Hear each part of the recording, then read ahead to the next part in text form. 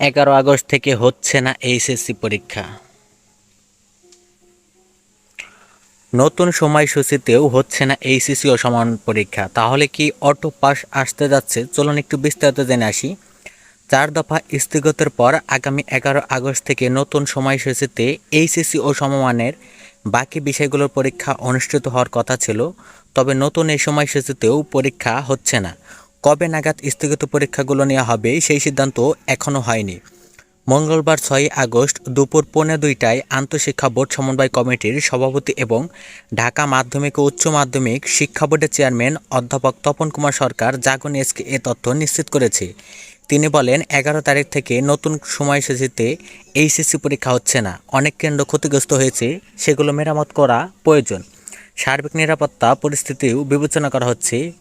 স্থগিত পরীক্ষাগুলোর জন্য আবারও নতুন সময়সূচি করা হবে কিনা জানতে চাইলে অধ্যাপক তপন কুমার সরকার বলেন, ব্যস্ততার কারণে আমরা বসতে পারিনি। এটা নিয়ে আগামীকাল নোটিশ দিয়ে আনুষ্ঠানিকভাবে জানিয়ে দেওয়া হবে।